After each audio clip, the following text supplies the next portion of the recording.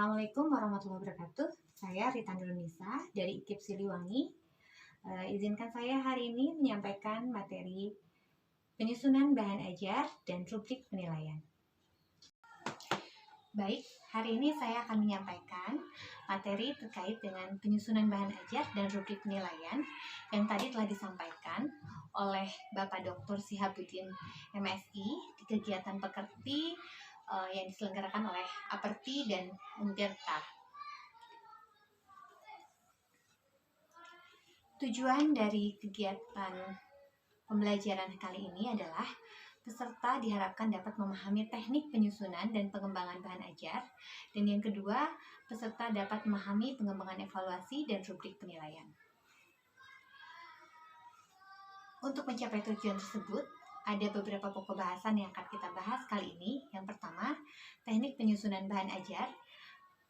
Kemudian yang kedua, tahap pengembangan dan penyusunan buku sebagai bahan ajar. Yang ketiga, lembar evaluasi bahan ajar. Dan yang keempat, rubrik atau kriteria penilaian. Sebagaimana kita ketahui, sebagai guru maupun dosen, bahan ajar bukanlah hal yang baru untuk kita semuanya. Kita sebagai guru ataupun dosen tentunya membutuhkan bahan ajar sebagai media yang membantu kita menyampaikan pesan informasi terkait dengan materi yang akan kita berikan kepada para peserta didik ataupun mahasiswa. Jenis bahan ajar banyak sekali ragamnya, baik itu yang berupa bahan ajar cetak, audio, visual maupun media interaktif. Ada 5 karakteristik bahan ajar menurut Widodo dan Jasmadi. Yang pertama adalah self-instructional, yang kedua self-contained, yang ketiga stand-alone, dan yang keempat adaptif, dan yang kelima adalah user-friendly. Baik, mari kita bahas satu persatu karakteristik bahan ajar tadi. Yang pertama adalah self-instructional. Dalam self-instructional, bahan ajar dapat membuat peserta didik mampu membelajarkan dirinya sendiri dengan bahan ajar yang dikembangkan.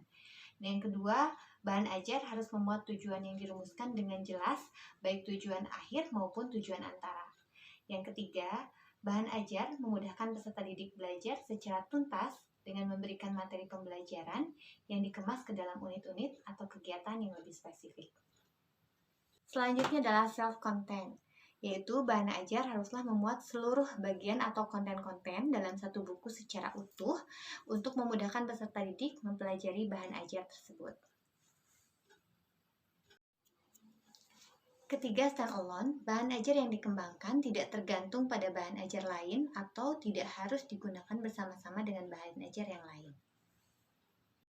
Keempat, adaptif, bahan ajar hendaknya memiliki daya adaptif yang tinggi terhadap perkembangan iptek atau ilmu dan teknologi untuk menambah pengetahuan peserta didik terkait perkembangan zaman atau khususnya lagi seperti pada saat ini mengikuti perkembangan ilmu dan teknologi. Yang kelima adalah user friendly, di mana bahan ajar selayaknya hadir untuk memudahkan peserta didik untuk mendapatkan informasi dengan sejelas-jelasnya. Selanjutnya kita masuk ke pokok bahasan utama yang tadi adalah yaitu teknik penyusunan bahan ajar atau buku daras. Buku daras atau bahan ajar adalah buku teks yang digunakan sebagai standar pada mata kuliah atau pelajaran tertentu. Buku ajar ini memiliki 4 karakteristik. Yang pertama, sebagai sumber materi ajar. Yang kedua adalah referensi baku mata kuliah atau pelajaran. Kemudian yang tiga, disusun sistematis dan sederhana, dan yang keempat terdapat petunjuk pembelajarannya. Secara sistematis, kerangka dan langkah menulis buku ajar ada 2, yaitu yang pertama menyusun dulu RPS-nya atau rencana pembelajaran semesternya. Kemudian yang kedua, kita mulai menyusun outline-nya. Baik, kita bahas dulu yang pertama, menyusun RPS diawali dengan membuat acuan proses pembelajaran mata kuliah atau pelajaran. Kemudian RPS itu adalah sebagai materi atau substansi buku ajar. RPS di dalamnya memuat CPMK, capaian pembelajaran mata kuliah, sub CPMK sebagai sasaran tujuan yang ingin dicapai. Lalu kita masuk ke dalam penyusunan outline. Penyusunan outline itu terdiri dari pendahuluan, kemudian bagian isi, bagian akhir, dan perlengkapan buku ajar. Ada apa sajakah di dalam pendahuluan? Yang pertama yaitu ada deskripsi terkait dengan mata kuliahnya tersebut. Kemudian CPMK dan sub CPMK-nya. Yang ketiga, petunjuk penggunaan buku ajar itu sendiri. Dan yang keempat adalah kompetensi prasyarat. Di bagian isi tentu saja harus ada judul atau topik pembelajaran. Yang kedua ada uraian materinya. Yang ketiga adalah materi pembelajaran harus sesuai dengan topik pembelajaran. Akan lebih baik jika diikuti dengan contoh kasus, gambar, grafik, dan lain-lain. Kemudian yang keempat, kesimpulan dari materi pembelajaran. Ada tugas sebagai feedback apakah mahasiswa sudah memahami kegiatan belajar yang diberikan melalui buku ajar tersebut. Kemudian yang keenam adalah evaluasi, bentuknya tes formatif, bisa pilihan ganda, dan tentu saja harus ada kunci jawabannya sebagai acuan apakah sudah tercapai kegiatan pembelajaran tersebut atau belum. Nah, selanjutnya adalah yang bagian akhir. Di bagian akhir ini ada daftar pustaka atau referensi dari materi yang diberikan di dalam bahan ajar tersebut. Kemudian ada glosarium. Nah, glosarium ini adalah daftar singkatan kata. Ini juga akan berpengaruh kepada wajib untuk dosen. Yang ketiga ada indeks. Yang keempat ada lampiran sesuai kebutuhan mata kuliahnya tersebut. Dan yang kelima adalah biografi penulis. Dan terakhir adalah perlengkapan buku ajar. Di situ ada cover, judul besar buku, kemudian lembar persembahan sesuai kebutuhan, ada kata pengantar dan daftar isi. Setelah penulis membuat buku ajar atau bahan ajar, itu biasanya akan dilakukan penilaian terhadap bahan ajarnya tersebut. Satu kali penulisan tentu saja biasanya tidak akan langsung sempurna. Untuk itu diperlukan penilaian terhadap bahan ajar sehingga dapat memperbaiki kebutuhan belajar mahasiswa sesuai dengan konteksnya. Untuk memvalidasi kelayakan bahan ajar yang dikembangkan ada beberapa cara. Yang pertama adalah uji keterbacaan bahan ajar yang bisa dilakukan sebelum bahan ajar itu diberikan kepada mahasiswa. Jadi ada proses membaca isi secara keseluruhan dari bahan ajar tersebut apakah sudah layak atau belum. Yang kedua adalah penilaian bahan ajar secara keseluruhan oleh pengguna sasaran. Jadi kita memilih sasaran seperti mahasiswa yang mungkin akan diberikan bahan ajar tersebut. Kemudian uji coba terhadap capaian skor hasil belajarnya.